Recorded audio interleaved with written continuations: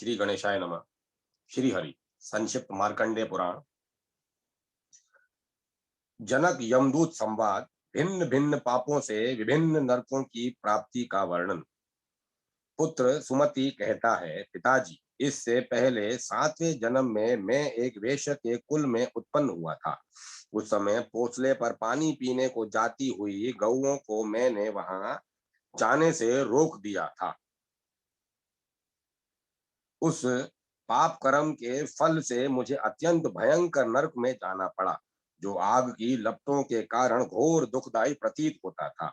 उसमें लोहे की सी चोंच वाले पक्षी भरे पड़े थे। वहां पापियों के शरीर को कोलू में पेरने के कारण जो रक्त की धारा बहती थी, उससे कीचड़ जम गई थी और काटे जाने वाले दुष्कर्मियों के नरक में पड़ने से सब और घोर हाहाकार मचा रहता था।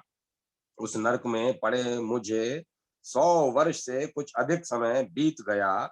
मैं महान ताप और पीड़ा से संतप्त रहता था। प्यास और जलन बार बार बनी रहती थी। तदंतर एक दिन सहसा सुख देने वाली ठंडी हवा चलने लगी। उस समय मैं तप्त बालू का और तप्त कुंभ नामक नरकों के बीच था। उस शीतल वायु के संपर्क से उन नरकों में पड़े हुए सभी जीवों की यातना दूर हो गई। मुझे भी उतना ही आनंद हुआ जितना स्वर्ग में रहने वालों को वहां प्राप्त होता है। यह क्या बात हो गई। यूं सोचते हुए हम सभी जीवों ने आनंद की अधिकता के कारण एक टक नेत्रों से जब चारों ओर देखा, तब हमें बड़े ही उत्तम एक नर रत्न दिखाई दिए। उनके साथ बिजली के समान कांतिमान एक भयंकर यमदूत था, जो आगे होकर रास्ता दिखा रहा था और कहता था, महाराज, इधर से आइए। सैकड़ों यातनाओं से व्याप्त नरक को देखकर उन पुरुष रत्न को बड़ी दया आई। उन्होंने यमदूत से कहा। आगंतुक पुरुष बोले,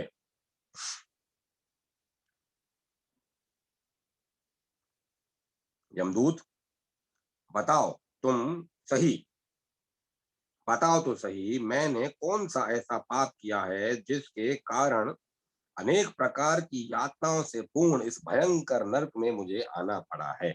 मेरा जन्म जनक वंश में हुआ था।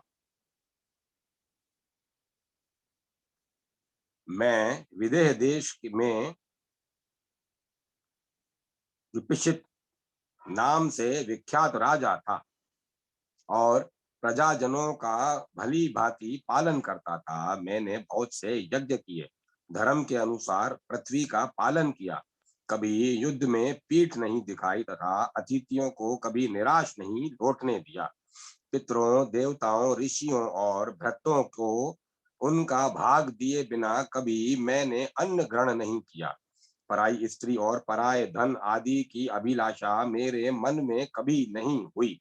जैसे गौएं पानी पीने की इच्छा से स्वयं ही भोंसले पर चली जाती हैं, उसी प्रकार वर्ष पर्व के समय पितृ और पुण्यतिथि आने पर देवता स्वयं ही अपना भाग लेने को मनुष्य के पास आते हैं। जिस गृहस्थ के घर से वे लंबी सांस लेकर निराश लौट जाते हैं, उसके इष्ट और पूर्त दोनों प्रकार के धर्म नष्ट हो जाते हैं। पितरों के दुखपूर्ण इच्छा उच्च वास से 7 जन्मों का पुण्य नष्ट हो जाता है और देवताओं का निश्वास 3 जन्मों का पुण्य क्षीण कर देता है। इसमें तनिक भी संदेह नहीं है। इसीलिए मैं देव कर्म और पितृ कर्म के लिए सदा ही सावधान रहता था। ऐसी दशा में मुझे इस अत्यंत दारुण नरक में कैसे आना पड़ा। उन महात्मा के इस प्रकार पूछने पर यमराज का दूत देखने में भयंकर देखने होने पर भी हम लोगों के सुनते सुनते विनय युक्त वाणी में बोला। यमदूत ने कहा, महाराज, आप जैसा कहते हैं वह सब ठीक है, इसमें तनिक भी संदेह के लिए स्थान नहीं है, किंतु आपके द्वारा एक छोटा सा पाप भी बन गया था। मैं उसे याद दिलाता हूँ। विदर्भ राजकुमारी पिबरी जो आपकी पत्नी थी, एक समय ऋतुमती हुई थी, किंतु उस अवसर पर कैकेयी राजकुमारी सुशोभना में आसक्त होने के कारण आपने उसके ऋतु काल को सफल नहीं बनाया। वह आपके समागम सुख से वंचित रह गई। ऋतु काल का उल्लंघन करने के कारण ही आपको ऐसे भयंकर नर्क तक आना पड़ा है। जो धर्मात्मा पुरुष काम में आसक्त होकर स्त्री के ऋतु काल का उल्लंघन करता है, वह पितरों का ऋणी होने से पाप को प्राप्त हो नरक में पड़ता है। राजन, इतना ही आपका पाप है, इसके अतिरिक्त और कोई पाप नहीं है। इसीलिए आइए, अब पुण्य लोकों का उपभोग करने के लिए चलिए। राजा बोले, यमदूत, तुम जहां मुझे ले चलोगे वहां चलूंगा, किंतु इस समय कुछ पूछ रहा हूँ, इसका तुम्हें ठीक ठीक उत्तर देना चाहिए। ये वज्र के समान चोंच वाले कौवे जो इन पुरुषों की आंखें निकाल लेते हैं और फिर उन्हें नए नेत्र प्राप्त हो जाते हैं, इन लोगों ने कौन सा निंदित कर्म किया है, इस बात को बताओ। मैं देखता हूँ कौवे उनकी जीभ उखाड़ लेते हैं, किंतु फिर नई जीभ उत्पन्न हो जाती है। उनके सिवाय ये दूसरे लोग क्यों आरे से चीरे जाते हैं?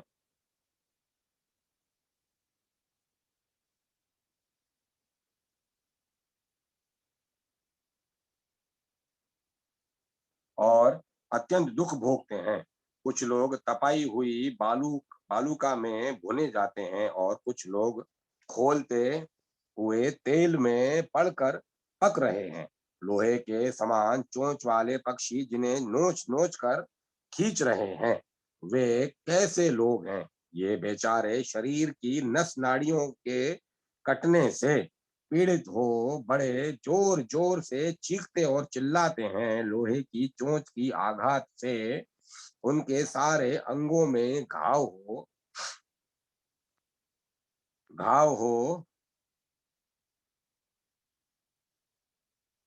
घाव हो गया है, जिससे उन्हें बड़ा कष्ट होता है। उन्होंने ऐसा कौन सा अनिष्ट किया है जिसके कारण ये रात दिन सताए जा रहे हैं? ये तथा और भी जो पापियों की यातनाएं देखी जाती हैं, वे किन कर्मों के परिणाम हैं? ये सब बातें मुझे पूर्ण रूप से बतलाओ। यमदूत ने कहा, राजन, मनुष्य को पुण्य और पाप बारी बारी से भोगने पड़ते हैं। भोगने से ही पाप अथवा पुण्य का श्रय होता है। लाखों जन्मों के संचित पुण्य और पाप मनुष्यों के लिए सुख दुख का अंकुर उत्पन्न करते हैं। जैसे बीज जल की इच्छा रखते हैं, उसी प्रकार पुण्य और पाप देश काल अन्य अन्य कर्म और कर्ता की अपेक्षा करते हैं। जैसे राह चलते समय कांटे पर पैर पड़ जाने से उसके चुभने पर थोड़ा सा दुख होता है, उसी प्रकार किसी भी देश काल में किया हुआ थोड़ा पाप थोड़े दुख का कारण होता है, किंतु वही पाप जब बहुत अधिक मात्रा में हो जाता है, तब पैर में शूल अथवा लोहे की कील गड़ने के समान अधिक दुख प्रदान करता है।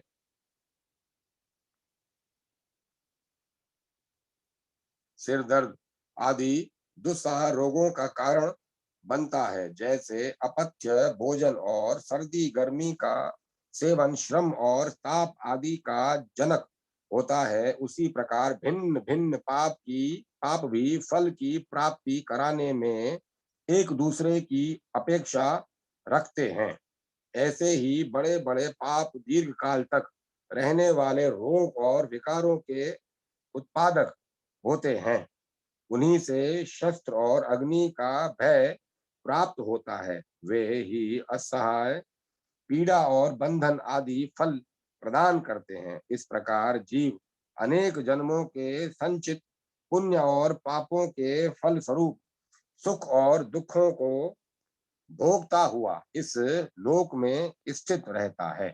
राजन, जैसे नरकों में पड़े हुए जीव अपने घोर महापाप का फल भोगते हैं, उसी प्रकार ये स्वर्ग लोक में देवताओं के साथ रहकर गंधर्व, सिद्ध और अप्सराओं के संगीत आदि का सुख उठाते हुए पुण्यों का उपभोग करते हैं। देवता, मनुष्य और पशु पक्षियों की योनि में जन्म लेकर जीव अपने पुण्य पाप जनित सुख दुख रूप शुभाशुभ फलों को भोगता है। राजन, आप जो यह पूछ रहे हैं कि किस किस पाप से पापियों को कौन कौन सी यात्राएं मिलती हैं, वह सब मैं आपको बतलाता रहा हूँ।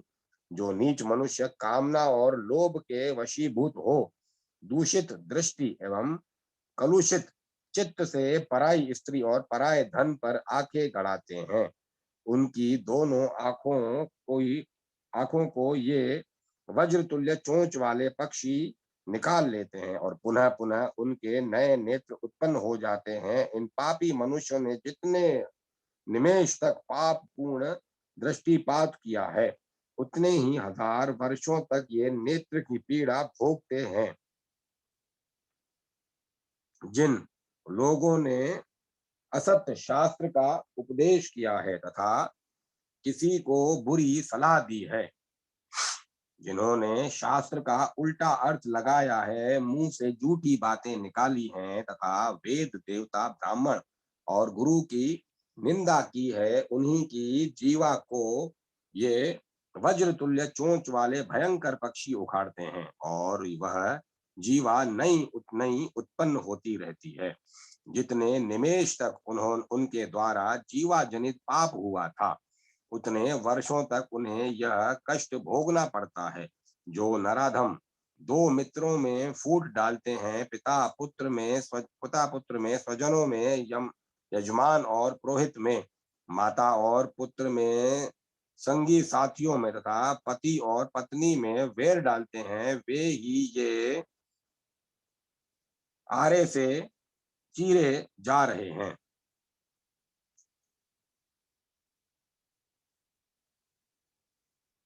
आप इनकी दुर्गति देखिए।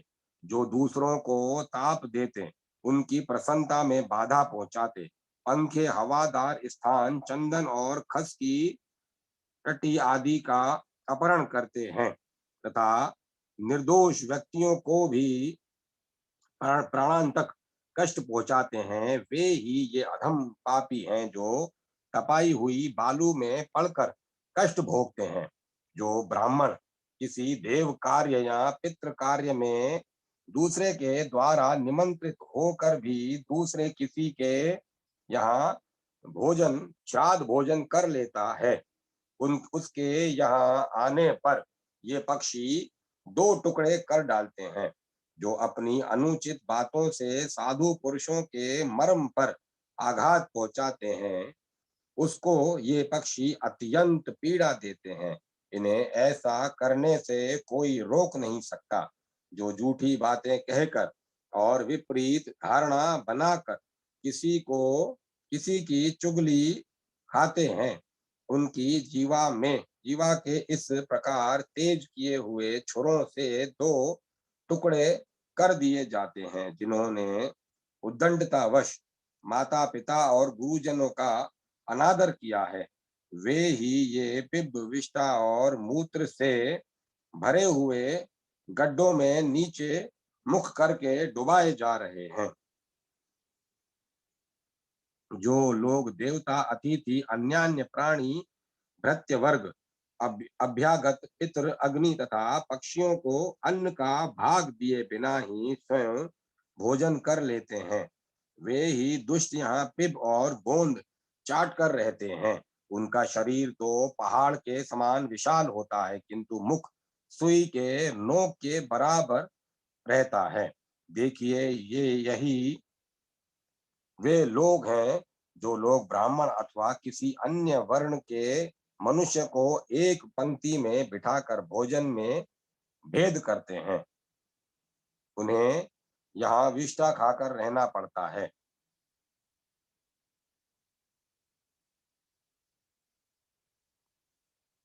जो लोग एक समुदाय के साथ साथ आए हुए अर्थार्थी मनुष्य को निर्धन जानकर छोड़ देते हैं और अकेले अपना अन्न भोजन करते हैं, वे ही यहाँ थूक और खखार भोजन करते हैं।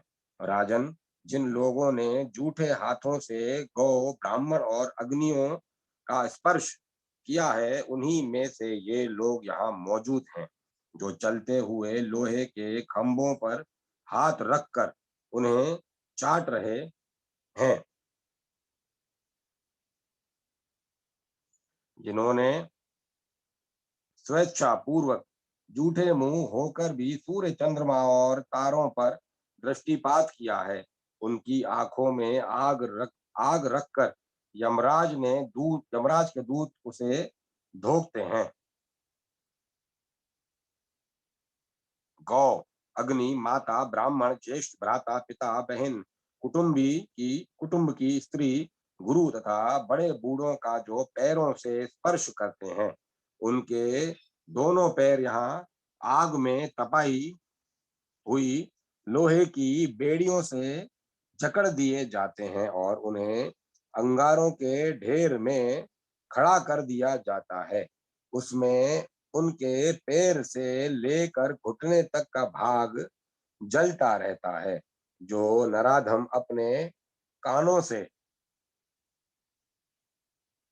गुरु, देवता, द्विज और वेदों की निंदा सुनते हैं और उसे सुनकर प्रसन्न होते हैं, उन पापियों के कानों में ये यमराज के दूत आग में तपाई हुई लोहे की कीलें ठोक देते हैं। विलाप करने पर भी उन्हें छुटकारा नहीं मिलता।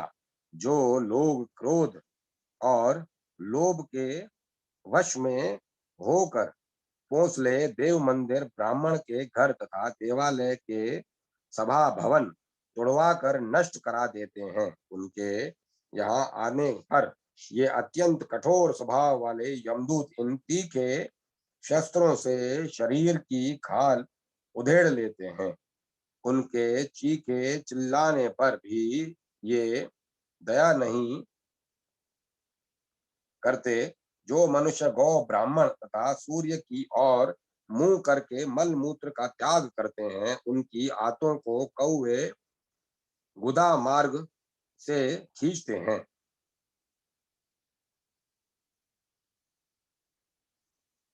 जो किसी एक को कन्या देकर फिर दूसरे के साथ उसका विवाह कर देता है, उसके शरीर में बहुत से घाव करके उसे खारे पानी की नदी में बहा दिया जाता है।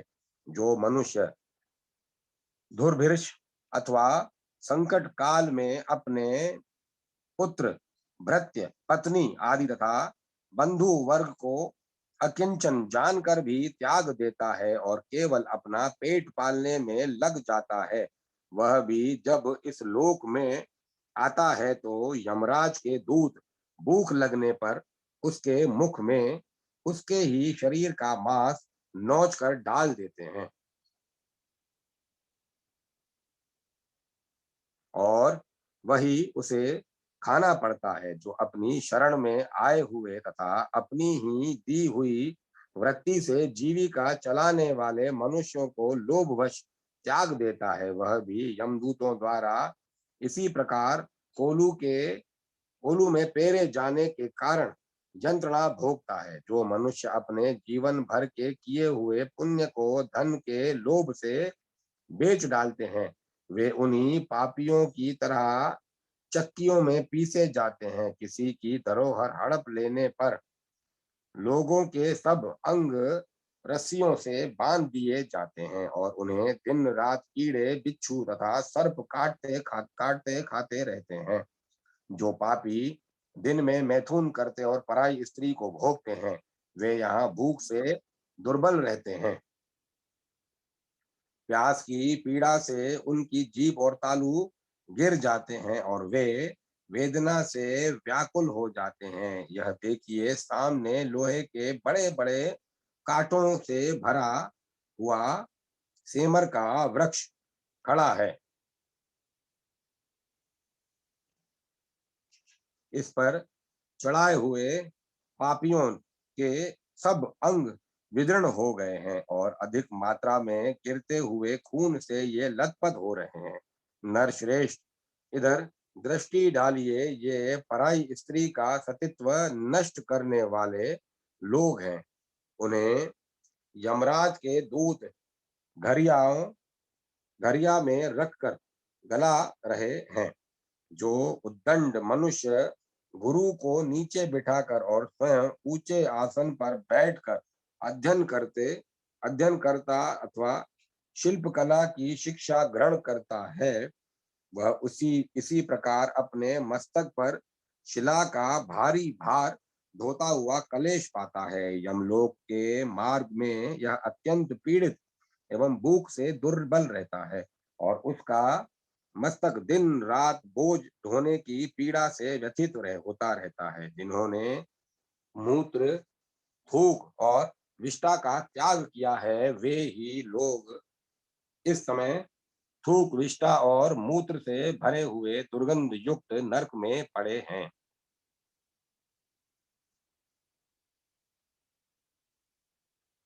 इस ये लोग जो भूख से व्याकुल होने पर भी होने पर एक दूसरे का मांस खा रहे हैं, उन्होंने पूर्व काल में अतिथियों को भोजन दिए बिना ही भोजन किया है।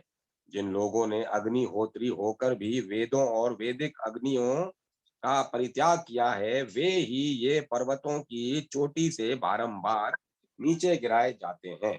जो लोग दूसरी बार ब्याही जाने वाली स्त्री के पति होकर जीवन बिता चुके हैं, वे ही इस समय यहाँ कीड़े हुए हैं, जिन्हें चींटियां खा रही हैं। पतितों का दिया हुआ दान लेने, उनका यज्ञ कराने और प्रतिदिन उनकी सेवा में रहने से मनुष्य पत्थर के भीतर कीड़ा होकर सदा निवास करता है। जो कुटुंब के लोगों, मित्रों तथा अतिथि के देखते देखते अकेले ही मिठाई उड़ाता है, उसे यहाँ जलते हुए अंगारे चबाने पड़ते हैं। राजन, इस पापी ने लोगों की पीठ का मांस खाया है, पीठ पीछे सबकी बुराई की है, इसीलिए भयंकर भेड़िए प्रतिदिन उसका मांस खा रहे हैं। इस नीचे में उपकार करने वाले लोगों के साथ कृतघ्नता कृतघ्नता की है। अतएव यह भूख से व्याकुल तथा अंधा, बहरा और गूंगा होकर भटक रहा है। इस खोटी बुद्धि वाले कृतघ्न ने अपने मित्रों की बुराई की है, इसीलिए यह तप्त कुंभ नरक में गिर रहा है। इसके बाद चक्कियों में पिसा जाएगा, फिर तपाई हुई बालू में भूना जाएगा, इसके बाद कोलू में पेरा जाएगा। तत्पश्चात 80 पत्र वन में इसे यातना दी जाएगी, फिर आरे से यह चीरा जाएगा, तदंतर काल सूत्र से काटा जाएगा। इसके बाद और भी बहुत सी यातनाएं इसे भोगनी पड़ेंगी। इस पर भी मित्रों के साथ विश्वासघात करने के पाप से इसका उद्धार कैसे होगा, यह मैं भी नहीं जानता। जो ब्राह्मण एक दूसरे से मिलकर सदा श्रद्धान भोजन करने में ही आसक्त रहते हैं,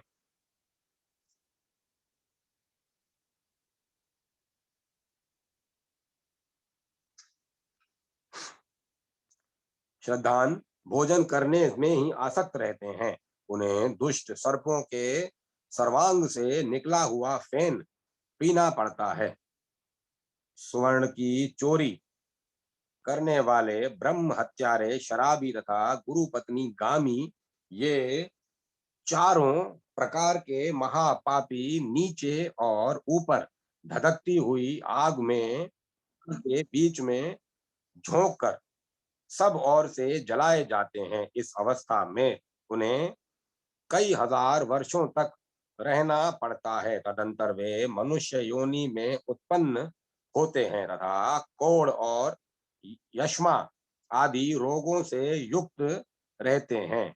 वे मरने के बाद फिर नरक में जाते हैं और पुनः इसी उसी प्रकार नरक में से लौटने पर रोग युक्त जन्म धारण करते हैं। इस प्रकार कल्प के अंत तक उनके आवागमन का यह चक्र चलता रहता है। गौ की हत्या करने वाला मनुष्य 3 जन्मों तक नीच से नीच नरकों में पड़ता है।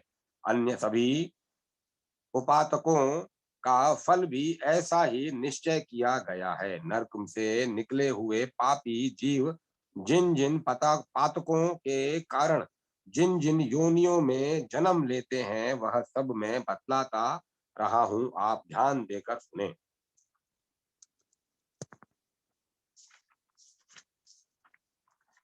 पापों के अनुसार भिन्न भिन्न योनियों की प्राप्ति तथा विक्षिप्त के पुण्यदान से विपचित विपचित के पुण्यदान से पापियों का उद्धार। यमदूत कहता है, राजन, पतित से दान लेकर ब्राह्मण गधे की योनि में जाता है। पतित का यज्ञ कराने वाला द्विज नरक से लौटने पर कीड़ा होता है। अपने गुरु के साथ छल करने पर उसे कुत्ते की योनि में जन्म लेना पड़ता है तथा गुरु की पत्नी और उनके धन को मन ही मन लेने की इच्छा होने पर भी उसे निस्संदेह यही दंड मिलता है।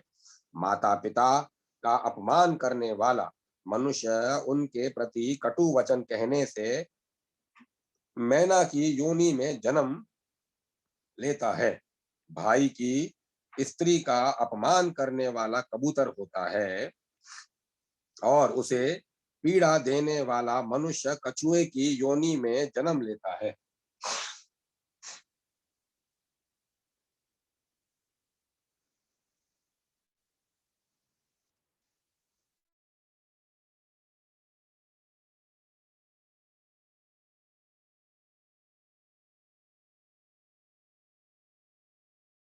मरने के बाद वानर होता है।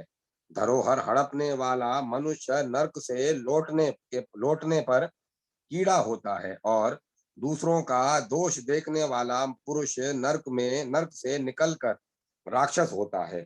विश्वासघाती मनुष्य को मछली की योनि में जन्म लेना पड़ता है। जो मनुष्य अज्ञानवश धान, जौ, तिल, उड़द, कुल्थी, सरसों, चना, मटर, कलमी, धान, मूंग, गेहूं, तीसी तथा दूसरे दूसरे अनाजों की चोरी करता है, वह नेवले के समान बड़े मुंह का चूहा होता है। पराई स्त्री के साथ संभोग करने के से मनुष्य भयंकर भेड़िया होता है। उसके बाद क्रमशः कुत्ता, सियार, बगुला, गिद्ध, सांप तथा कौवे की योनि में जन्म लेता है। जो खोटी बुद्धि वाला पापी मनुष्य अपने भाई की स्त्री के साथ बलात्कार करता है, वह नरक से लौटने पर कोयल होता है। जो पापी काम के अधीन होकर मित्र और तथा राजा की पत्नी के साथ सहवास करता है, वह सुअर होता है। यज्ञ, दान और विवाह में विघ्न डालने वाला तथा कन्या का दोबारा दान करने वाला पुरुष कीड़ा होता है। जो देवता, पितृ और ब्राह्मणों को दिए बिना ही अन्न भोजन करता है, वह नरक से निकलने पर कौवा होता है। जो पिता के समान पूजनीय बड़े भाई का अपमान करता है, वह नरक से निकलने पर क्रोंच पक्षी की योनि में जन्म लेता है। ब्राह्मण की स्त्री के साथ सहवास करने वाला शूद्र भी कीड़े की योनि में जन्म लेता है। यदि उसने ब्राह्मणी के गर्भ से संतान उत्पन्न कर दी हो तो वह काट के भीतर रहने वाला कीड़ा होता है। उसके बाद क्रमशः सुअर, कृमि, विष्टा का पीड़ा विष्टा का कीड़ा और चांडाल होता है। जो नीच मनुष्य अकृतज्ञ और कृतघ्न होता है, वह नरक से निकलने पर कृमि, कीट, पतंग, बिच्छू, मछली, कौवा, कछुआ और चांडाल होता है। शस्त्रहीन पुरुष की हत्या करने वाला मनुष्य गधा होता है। स्त्री और बालकों की हत्या करने वाले का कीड़े की योनि में जन्म होता है। भोजन की चोरी करने से मक्खी की योनि में जाना पड़ता है। इसमें भी जो भोजन के विशेष भेद हैं, उन्हें चुराने से पृथक पृथक फल सुनिए। साधारण अन्न चुराने वाला मनुष्य नरक से छूटने पर बिल्ली की योनि में जन्म लेता है। तिल चूर्ण मिश्रित अन्न का अपहरण करने से मनुष्य को चूहे की योनि में जाना पड़ता है। घी चुराने वाला नेवला होता है। नमक की चोरी करने पर जल का जल काग की और दही चुराने पर कीड़े की योनि में जन्म होता है। दूध की चोरी करने से बगुले की योनि मिलती है। जो तेल चुराता है वह तेल पीने वाला कीड़ा होता है। मधु चुराने वाला मनुष्य डांस और कुआ चुराने वाला चींटी होता है। अभिशान की चोरी करने वाला बिस्तुइया होता है। लोहा चुराने वाला पापात्मा कौवा होता है। कांसे का अपहरण करने से हारित हरियल पक्षी की योनि मिलती है। और चांदी का बर्तन चुराने से कर होना पड़ता है। स्वर्ण का पात्र चुराने वाला मनुष्य कीड़े की योनि में जन्म लेता है। रेशमी वस्त्र की चोरी करने पर चकवे की योनि मिलती है तथा रेशम का कीड़ा भी होना पड़ता है। हिरण के रुए से बना हुआ वस्त्र, महीन वस्त्र भेड़ और बकरी के रुए से बना हुआ वस्त्र तथा पाटंबर चुराने वापर तोते की योनि मिलती है। रुई का बना हुआ वस्त्र चुराने से क्रोंच और अग्नि के अपहरण से बगुला अथवा गधा होना पड़ता है। अंगराग और पत्तियों का साग चुराने वाला मोर होता है। लाल वस्त्र की चोरी करने वाले को चकवे की योनि मिलती है। उत्तम सुगंध युक्त पदार्थों की चोरी करने पर छछूंदर और वस्त्र का अपहरण करने पर खरगोश की योनि में जाना पड़ता है। फल चुराने वाला नपुंसक और काष्ठ की चोरी करने वाला घुन होता है। फूल चुराने वाला दरिद्र और वाहन का अपहरण करने वाला पंगु होता है। साग चुराने वाला हारित और पानी की चोरी करने वाला पपीहा होता है।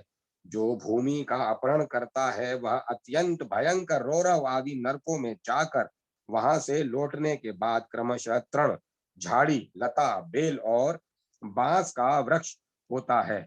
फिर थोड़ा सा पाप शेष रहने पर वह मनुष्य की योनि में आता है। जो बेल के अंडकोश का छेदन करता है वह नपुंसक होता है और इसी रूप में 21 जन्म बिताने के पश्चात वह क्रमशः कृमि, कीट, पतंग, पक्षी, जलचर जीव तथा मृग होता है। इसके बाद बैल का शरीर धारण करने के बाद चांडाल और डोम आदि घृणित योनियों में जन्म लेता है। मनुष्य योनि में वह पंगु, अंधा, बहरा, कोढ़ी, राजयशमा से पीड़ित तथा मुख, नेत्र एवं गुदा के रोगों से ग्रस्त रहता है। इतना ही नहीं, उसे मिर्गी का भी रोग होता है तथा वह शूद्र की योनि में भी जन्म लेता है। गाय और सोने की चोरी करने वालों की दुर्गति का भी यही कर्म है। गुरु को दक्षिणा न देकर उनकी विद्या का अपहरण करने वाले छात्र भी उसी इसी गति को प्राप्त होते हैं। जो मनुष्य किसी दूसरे की स्त्री को लाकर दूसरे को दे देता है वह मूर्ख नरक की यातना से छूटने पर नपुंसक होता है। जो मनुष्य अग्नि को प्रज्वलित किए बिना ही उसमें हवन करता है वह अजीर्णता के रोग से पीड़ित और मंदाकिनी की बीमारी से युक्त रह होता है। दूसरे की निंदा करना, कृतघ्नता, दूसरे दूसरों के गुप्त भेद को खोलना, निष्ठुरता दिखाना, निर्दय होना, पराई स्त्री का सेवन करना, दूसरे का धन हड़प लेना, अपवित्र रहना, देवताओं की निंदा करना, शठता पूर्वक मनुष्य को ठगना, कंजूसी करना, मनुष्यों के प्राण लेना तथा और भी जितने निषिद्ध कर्म हैं उनमें निरंतर प्रवृत्त रहना, ये सब नरक भोग कर लौटे हुए मनुष्यों की पहचान है। ऐसा जानना चाहिए। जीवों पर दया करना, अच्छे वचन बोलना, परलोक के लिए पुण्य कर्म करना, सत्य बोलना, संपूर्ण भूतों के लिए हितकारक वचन कहना वेद स्वतः प्रमाण है। ऐसी दृष्टि रखना, गुरु देवता ऋषि सिद्ध और महात्माओं का सत्कार करना, साधु पुरुषों के संग में रहना, अच्छे कर्मों का अभ्यास करना, सबके प्रति मित्र भाव रखना तथा और भी जो उत्तम धर्म से संबंध रखने वाले कार्य हैं, वे सब स्वर्ग से लौटे हुए पुण्यात्मा पुरुषों के चिन्ह हैं।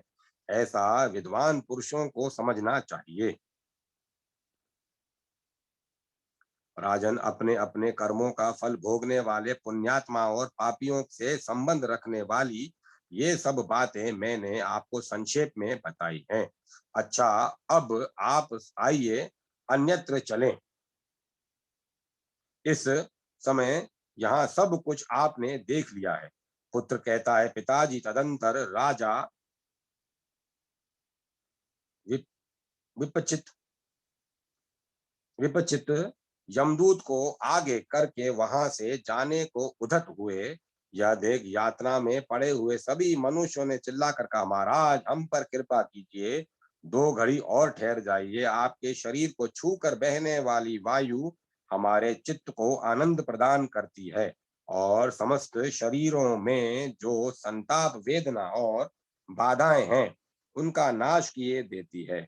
अतः नरश्रेष्ठ महीपते, हम पर अवश्य कृपा कीजिए।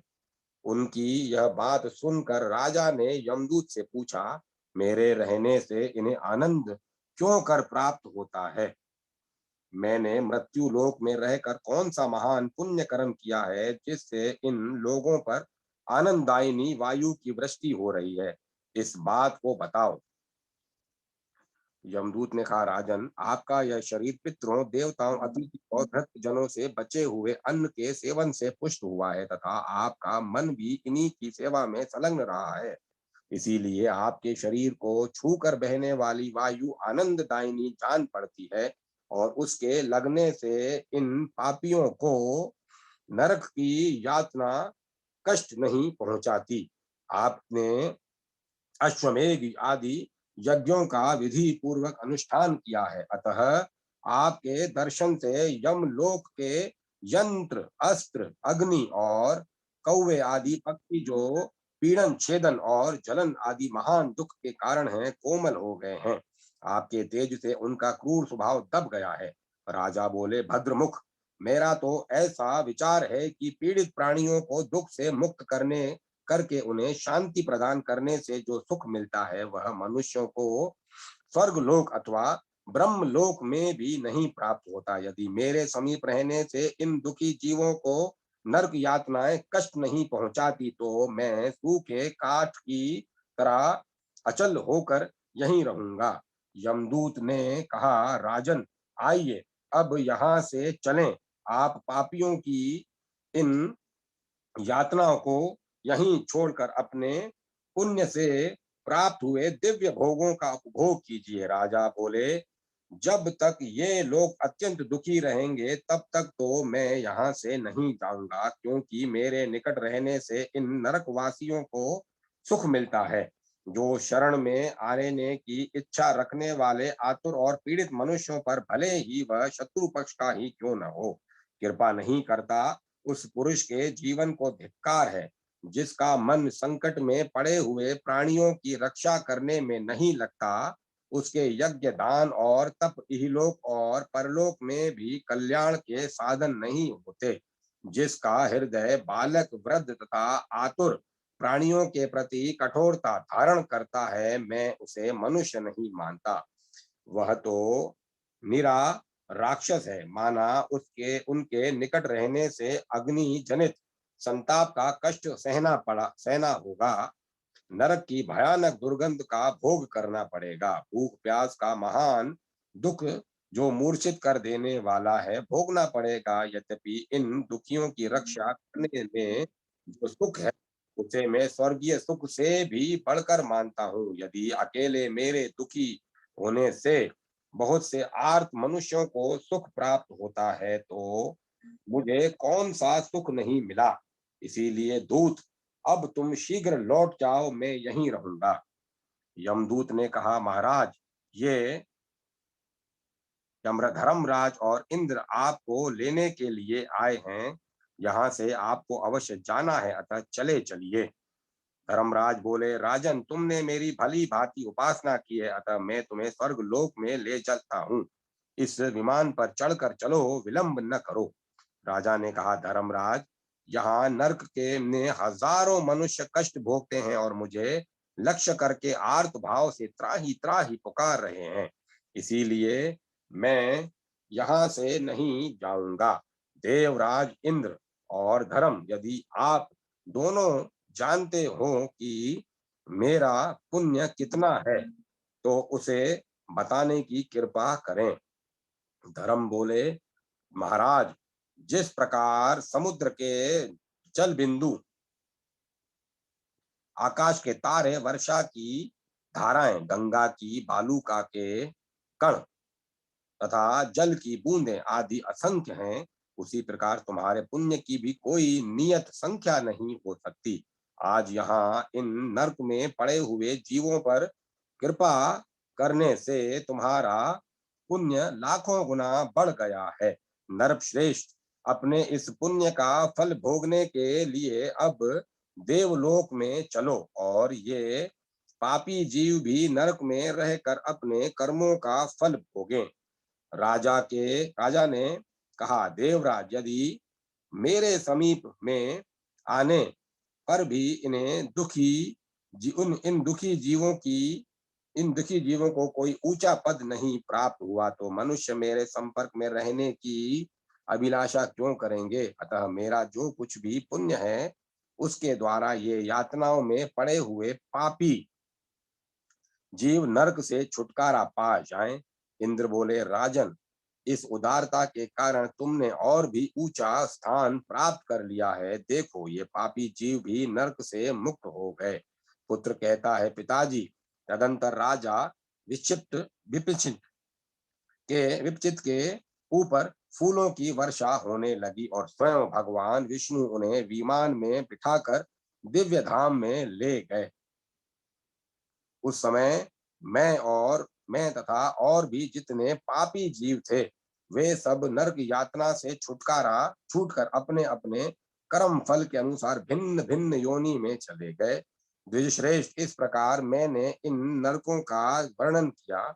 साथ ही पूर्व काल में मैंने जैसा अनुभव किया था, उसके अनुसार जिस जिस पाप के कारण मनुष्य जिस जिस योनि में जाता है, वह सब भी बतला दिया।